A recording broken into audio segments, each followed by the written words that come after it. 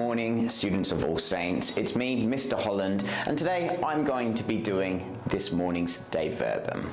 And today we're going to be looking at a reading from the Gospel of Luke. Jesus said to his disciples, "There was once a rich man who had a servant who managed his property.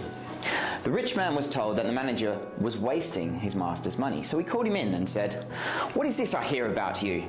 Turn in a complete account of your handling of my property, because you cannot be my manager any longer.' And the servant said to himself, 'My master is going to dismiss me from my job. What shall I do? I am not strong enough to dig ditches, and I am ashamed to beg. Now I know what I'll do, and then when my job is done, I shall have friends who will welcome me in their homes.' So he called in all the people who were in debt to his master, and he asked the first one, 'How much do you owe my master?' 100 barrels of olive oil,' he answered. 'Here is your account,' the manager told him. 'Sit down and write 50. Then he asked another one, 'And you, how much do you owe?' 1,000 bushels of wheat,' he answered. 'Here is your account,' the manager told him. 'Write 800.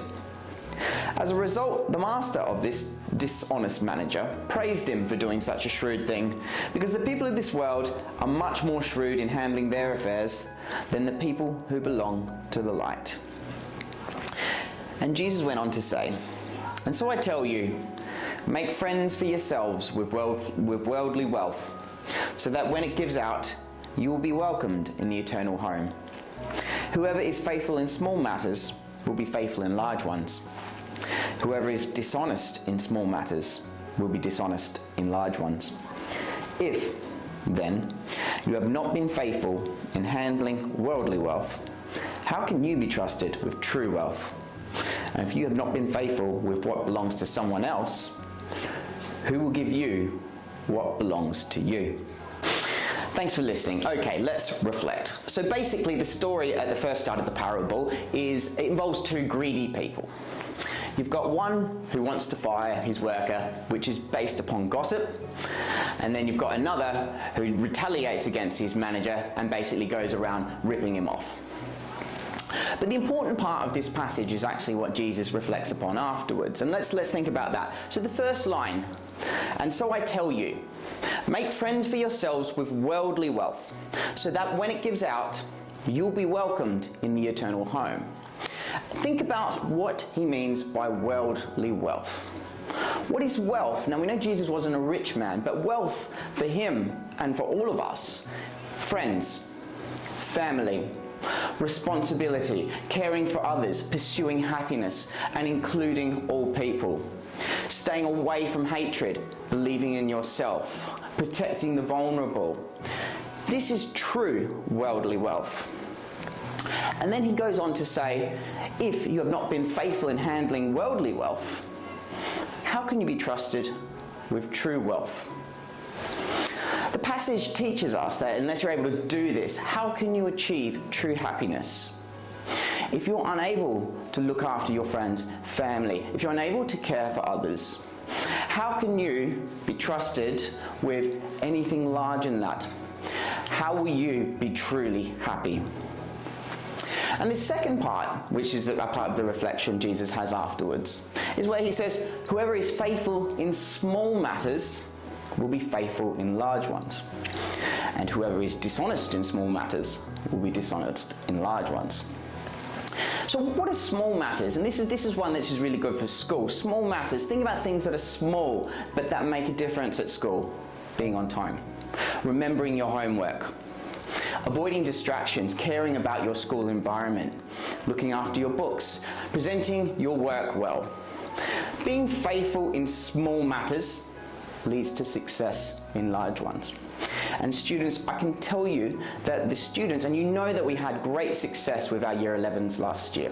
You will see that in their results. The students who achieved all high grades, 7 to 9s, or even some that achieved all 9s, are the students that sweated the small stuff. They are the ones that were faithful in small matters.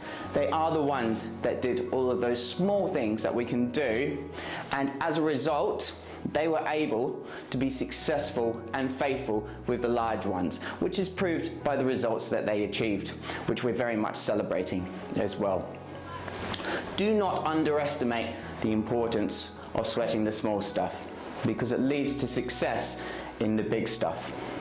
And the final line which we should reflect upon is, if you've not been faithful with what belongs to someone else, who will give what belongs to you? Think about what belongs to someone else, and I'm not talking about their personal property. I'm not talking about what they own or their clothes or what house they live in.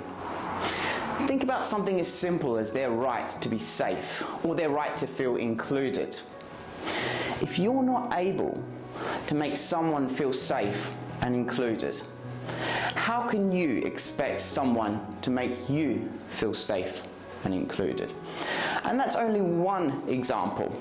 There are many others, but that's an important part of this reflection and of what Jesus says. Think about what is important to others, what belongs to others, and if you do that, you can expect that to be returned to you. Overall, this piece makes us reflect on what truly matters. Students, I'd like to thank you very much for giving me your attention and for listening to that. I'm now going to hand it over to your form tutors, and we're going to have a few discussion points based upon what we've just gone through together.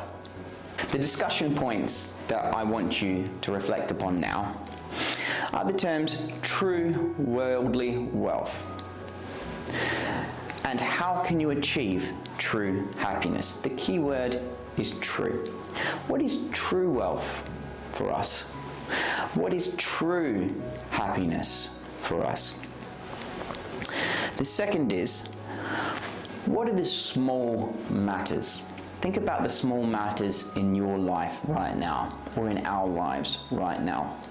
What are the small matters that exist that we can focus on so that we can be faithful in the larger ones?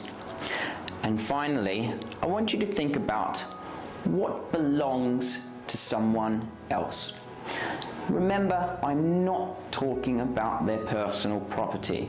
What is it that belongs to someone else in order that you can be faithful to that?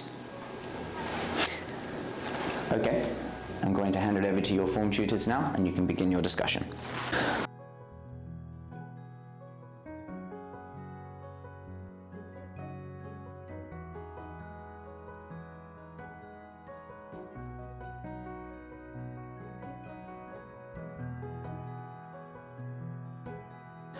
That brings us to the conclusion of today's VERBUM. I'd like to thank you very much for listening and for your participation, and of course wish you a very happy week.